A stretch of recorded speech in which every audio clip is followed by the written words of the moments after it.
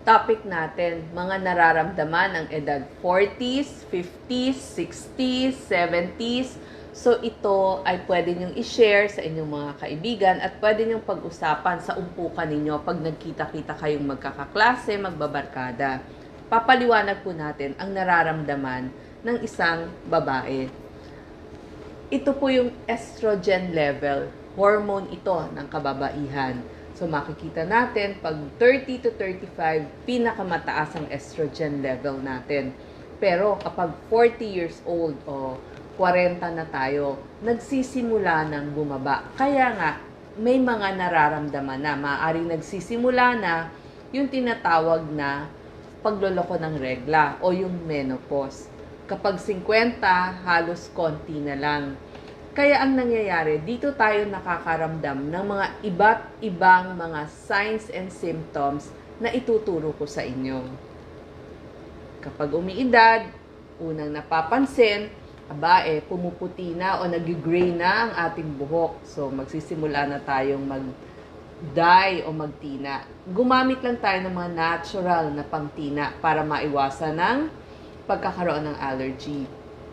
Nagloloko na ang menstruation at yung sa iba naman, nagkakaroon na ng pagnipis ng buhok. Iba't iba ang pagnipis ng buhok, pwedeng sa tuktok lang, konting pagnipis o maraming pagnipis, depende sa lahi natin kung talagang nagninipis na yung ating buhok. Ano ba yung tip natin para maiwasan yung hair loss?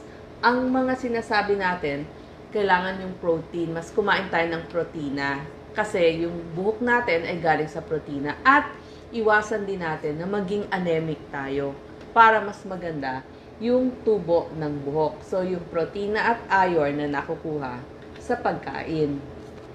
Maraming nagrereklamo, bakit daw pag umiidad, hindi na sila makatulog? Kasama po yan. Ano ang mga tips natin? Pareho ng oras ng pagtulog kada araw. Huwag nyo pong iba-ibahin. So kung 9 o'clock sa gabi, pilitin nyo na kada alas 9 ay matutulog na kayo. Huwag na ho kayo mag-siesta sa tanghali. Maganda din po may konting pagpapaaraw sa umaga. Mag-exercise o gumawa ng mga trabahong bahay para mas pagod kayo sa gabi. Iwas na ang mga kape pag malapit ng matulog. Pag bandang hapon, baka pwede, wag na tayo magkakape o mag-iinom ng mga inumin na tsaa na matatapang o kaya naman yung mga soft drinks na may caffeine para mas aantukin tayo sa gabi. Siyempre, i-relax natin yung pag-iisip natin bago matulog. Kung pwede, mga alas 8 ng gabi, wag na tayong isip ng isip. Tapos, maganda, malamig yung kwarto natin para mas makatulog. Ididilim natin, isara natin yung mga bintana para hindi natin dinig yung ingay galing sa labas, yung ingay sa traffic, ingay ng kapitbahay, ingay ng mga tumatahol na aso. Iwas na rin tayo sa paggamit ng cellphone, mga 2 hours bago tayo matulog. Kasi nga, yung blue light doon, nai-inhibit niya o hindi niya nalalabas yung melatonin. Yun yung pampaantok ng isang tao. So, yan ang mga tips natin para makatulog. Yung iba, napapansin nila, bakit parang mas nervyosa sila kapag umiidad sila? Marami silang kinakatakutan, worry sila ng worry, ang daming iniisip para bukas, anong gagawin sa maghapon, nagwo-worry sa trabaho, sa anak. Sabi nila, nagpa-palpitation daw sila. Pero kasama lang pala ito ng pagwo-worry nila. At dahil sa sobrang pag-iisip, mas sumasakit din yung dibdib nila o bakit parang mas hinihingal sila. So, tignan natin, baka naman, meron lang kayong kaba o nervyos. Yung iba, yung kaba, nervyos, na uuwi sa pagkalungkot o tinatawag na depression. Pag ganito na, humingi tayo ng tulong sa isang psychologist at sa isang psychiatrist o yung doktor. Huwag ho tayo mahihiyang magpa-konsulta, kailangan ho natin ang doktor natin. Ang nakakawala po ng lungkot, exercise. Yun po, mas gumaganda yung pananaw natin sa buhay kapag nag-exercise tayo. Tapos, mas kumausap tayo ng kaibigan, ng pamilya sa ganitong pagkakataon. Total, meron na kayong oras kasi malalaki na yung mga anak nyo. Pwede nyo nang i-meet yung mga dati ninyong classmate. mag-relax, mag-meditate. Siyempre, huwag tayong magpapataba. Tamang bigat lang at kumain ng mga masusustansyang pagkain. Tapos iwasan na po yung alak at saka sigarilyo. Ito, marami nagsasabi, bakit ba ang init-init? Bigla kang papawisan, butil-butil yung pawis mo. Lahat ng tao giniginaw na. Pero ikaw, pinapawisan. Sobrang init. Kulang na lang talaga, tumapat ka na dun sa electric fan o dun sa aircon. Ang tawag po dyan, hot flashes. So, ano ang gagawin mo? Maganda yung damit mo, ilang layer. Para pag nagiginaw ka muna, edi meron kang pagginaw. Pero oras na maramdaman mo na, kasi biglang susulpot yun eh. Pag naramdaman mo na, naiinitan ka na, pwede kang magtanggal nung pang-una mong damit. Kaya nga layering. Sabihin, ilang patong yung damit mo para pag di mo kailangan, tatanggalin mo kapag ikaw ay naiinitan na. Mas piliin mo ngayon yung mga mas malalamig na inumin. So, hindi bagay sa yung sobrang init na mga kape. Tamang timbang kasi syempre, pag mas mabigat tayo, mas pawisin tayo. Tapos, wag ho kayong magpapainit masyado wag kayong pupunta dun sa sobrang init na mga lugar. Tapos, syempre, kailangan may electric fan o may pamaypay tayong bitbit. Yung iba naman, nagko-complain, sobrang sakit daw ng ulo nila. Mas nararamdaman nila yung tension headache kapag mga 40s, 50s na, kesa doon sa mga ibang klase ng headaches tulad ng sinus o migraine. So, mas parang ang tension headache, mas masakit doon sa may noo natin. Yung po yung tinatawag na tension headache. May kasamang parang masusuka, naduduwal, tapos namamasa-masa yung kamay at yung paa. Tapos kapag sobrang liwanag, sumasakit din yung ulo natin. So, yung iba, napapansin nila, ang sakit-sakit ng ulo nila. Pwede ho tayong magparacetamol kapag nagsisimula ng sumakit ang ulo natin. Ito, marami daw nakakalimot. Kasi, kaya tayo nakakalimot, ang dami-dami nating iniintindi, dami-dami nating iniisip. Ako, ang solusyon ko lang doon, ilista. Ilista yung mga gagawin para walang nakakalimutan. Focus lang tayo, isipin mabuti yung ginagawa natin. Kasi minsan dyan mo malilimutan yung saan mo ba nilagay yung susi, yung bag mo.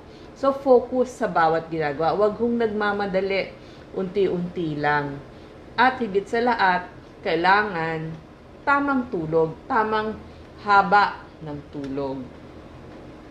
Ito pa, napapansin nila sobrang sakit sa kanilang puwerta. Nagsisimula Makati. So, Makati, gagawin, kakamutin. Tapos, kapag nagkasugat na, para nang iniinit, mahapdi, lalo na kapag umiihi. Tapos, panay-panay ang punta nyo sa comfort room. Masakit din kapag nagtatalik. Dahil numipis na nga yung balat kasi ang problema sa menopause o bumababang estrogen, numinipis yung balat dun sa may puwerta. Kaya minsan, pag nag-contact, merong parang nasusugat, kaya nagkakaroon ng light bleeding. Tapos, masakit talaga. Ano ang mga pwede nating gawin? Ito ho, pag nagko-contact yung mga mag-asawa, kailangan ho natin ng mga lubricants. Ito po nabibili lamang sa ating mga drugstore. Punta lang ho kayo, itanong nyo ho yung nagtitinda doon, yung ating pharmacist. Maraming klase po. Merong sachet kung nagtitipid tayo, meron din yung mga tubes at iba't ibang mga pangalan o brand names. Ang tawag ho dito lubricants. Itanong nyo lang po lubricants. Tapos, meron din naman ibibigay yung inyong OBGYN. So, magpakonsulta ho kayo sa inyong mga OBGYN. Meron silang tinatawag na estrogen creams. Ganito ang itsura nito. So, yung estrogen cream nyo, meron pong panlagay dyan. Ito po yung inilalagay sa loob ng puwerta at pwede nyo pong ilagay dito. Una, mas madalas, pero dadating din po kayo sa parang maintenance. Kapag naramdaman nyo kasi yung lahat ng sinabi ko, daily muna, tapos ibababa ng inyong doktor. Baka twice a week or once a week. Paano nilalagay? So, ito po, sa gabi, ilalagay nyo dito yung inyong cream, ibubukas ninyo at ipindot lang po. So, hihiga kayo, ipapasok po dun sa may puwerta at pipindutin para malabas yung cream na nilagay nyo. Meron din pong vaginal tablet, yung mga Vagifem, yun po yung mga brand names. So, ito po ang pangalan nito, Ovestin. So, estrogen cream. So, punta lang po kayo sa inyong OBGYN kasi sila po yung magre-reseta nito. At ituturo sa inyo paano yung gagawin. At mapapansin nyo, medyo gaganda yung pakiramdam nyo kasi nawala yung mga problemang sinabi ko. So, ito nga po nakakatulong yung mga lubricating cream. Iba-iba hong brands. Marami hong brands dyan. Tapos, iwas sa masyadong mababangong mga sabon na ginagamit natin sa katawan natin. Tsaka ito yung panahon na gusto mo maluluwag o komportable na ang sinusuot ninyo. Malaki hong tulong yon. Isa pa rin yung nakakatulong, yung pagkain ng mga soya milk, tokwa, tofu, taho. Kasi, nakakatulong to sa mga hot flashes. May mga phytoestrogens to. Bukod pa sa marami itong calcium kasi kailangan nating patibayin ang ating mga buto at ipin. Tapos nakakababa pa ho ng cholesterol, low calorie pa para hindi tayo tumaba. Nakakatulong din ito sa mga cancer sa breast, sa colon. So, mas damihan nyo po ayon sa pag-aaral ng mga doktor itong mga tofu, soya milk, tokwa, taho. Pwede ho kayong kumain ng 1 to 2 servings a day. Isa pang problema, bakit lagi nag-i-infeksyon sa pag-ihi? Kasi part na nga ho yan ng pagme-menopause or bago mag-menopause. Yung usual nating sinasabi para maiwasan ng infeksyon sa ihi, yung pagpunas, simula harap, papunta sa likod. Kung pwede ho, relax lang kayo kapag iihi kayo. Wag ho yung nag-i-strain o kaya yung nagpipilit umihi. Para mas tagalan nyo po yung pag-upo dun sa toilet bowl para mas maubos nyo yung inyong ihi. Tapos, pagkatapos ng pagtatalik, iihi ho tayo at maghuhugas din ng tubig. Yan, empty bladder fully, kung pwede nga, nailabas nyo lahat yung ihi nyo, wag nagpipigil ng ihi. At syempre, dadamihan natin ng pag-inom ng tubig at yung blood sugar. Chine-check din po kasi ayaw natin na mataas ang blood sugar levels.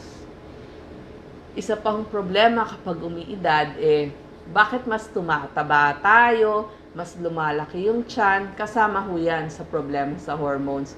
So, ang tinuturo ho natin, pwede kayong magdagdag ng protein, pipiliin nyo yung mga low-calorie na inumin. Ito, tsaa lang, tubig lang, hindi na ho nababagay yung mga fruit juices na high-calorie. Tapos, mas kumain ho tayo ng mga gulay kasi low-calorie lagi ang gulay. Konti-konti lang ang kakainin. Kung pwede nga, split yung gagawin nyo. Pag umorder kayo, may kahati kayo, split. Small, frequent feedings. So, mas konti, pero pwede kayong magmerienda o dadalasan nyo. Tapos, tignan nyo rin yung calorie. Huwag ho kayong kakain ng mga pagkain sobrang taas sa calories. Mas maganda, mababa sa calories. At mag-i-snack din kayo. Yung mga low-calorie na snacks. Importante po, ito isa pang tip natin kasi yung mga binibigay natin, tips sa pag-menopause. Calcium para po tumibay yung buto. Gayon din po yung ipin natin. Tapos sinasabi na nga natin, mag-floss na rin para yung gums natin. Kasi lumuluwag din po yung mga ipin na nakakabit doon sa ating jaw. Kaya kailangan may calcium at may vitamin D. Kailangan ho natin calcium 1,200 mg to 1,500 mg a day.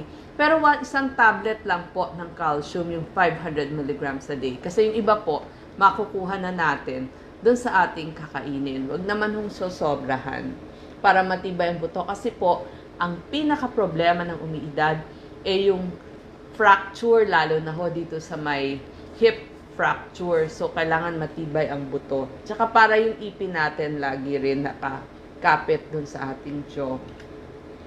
At palakasin natin ang back muscles natin. Pwede tayo mag-squats. Marami pa hong mga safe na exercises na pwede natin gawin para hindi sumakit ang ating mga likod. Kasi nga, akala natin yung back pain, ay baka nag-arthritis na tayo. So, kailangan lang may exercise para din mas malakas yung katawan natin. Kasi sasabihin ng iba, bakit pagod ako? Yung pala, hindi lang kasi nag-e-exercise. Sabi nga, ang exercise ay pampalakas. So, ito yung mga pinag-usapan natin, pwede nyo i-share sa inyong umpukan or kaya i-send sa inyong friends. Salamat po.